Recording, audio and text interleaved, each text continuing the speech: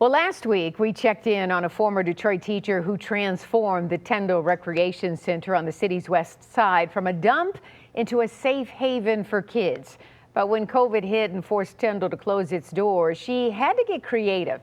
Why not take kids out of the city to western Michigan to an historic place where African-American families used to vacation called Idlewild, teaching them about the great outdoors and skills that will be with them for a lifetime.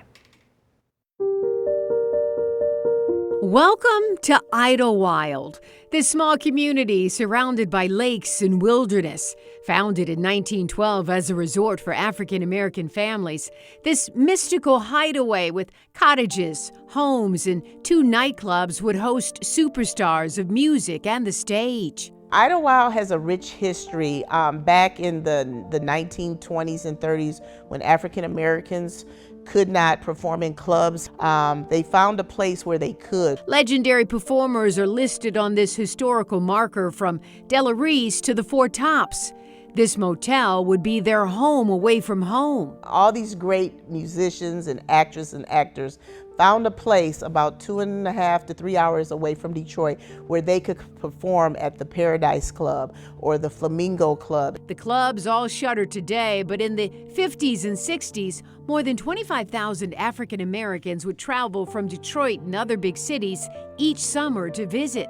I came here with my mom and her dear friend Dorothy Buckman, now in her 90s, who reminisced about vacationing here as a child. But when Mariah Lawton Adams, the executive director of Tyndall Recreation Center Detroit, came for a tour last summer, I started looking at the devastation. House after house. As I was riding, I was just silent because I was like, oh my God, look at this place. I said, all the good things that you heard about it and things on the rich history that it had, and it looks nothing like it. A lot of the houses were either torn, about to fall down. Hi, Rambo. Hi. So my name's Carolyn. She asked around about how she might help, and she was pointed in the direction of this man, Rambo. This is the gentleman who's lived without heat or water, electricity for a lot of years. She thought this would be the perfect project for her summer youth employment program. And I said to myself, I wonder if I talk to the powers that be, if the kids could spend their summer up here as opposed to staying in Detroit. Kids in Detroit would come here and learn home building skills and gardening, but more importantly, giving back. And we clean up the brush and we paint the houses, put boards on them. So people coming into town or just want to see what Idlewild is, it doesn't look so bad from the street. And how long have you been up here, Mariah? Since the beginning of July.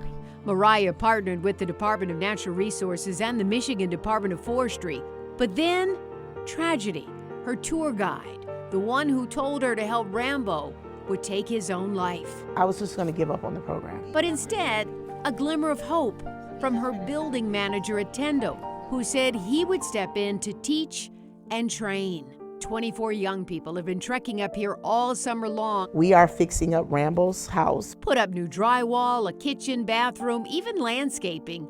And when they are all finished, he will get everything down to silverware, brand new, in his new apartment. And once Rambo's home is done, Mariah says it will be on to the next, until Idlewild of old is restored for the next generation and beyond. Now, Mariah says without the help of David Martin, her Tyndall facilities manager, this could not have been done. There will be a ribbon cutting on Rambo's home by Christmas.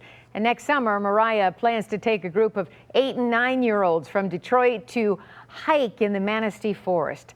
Lessons from the past having a great impact on generations of the future.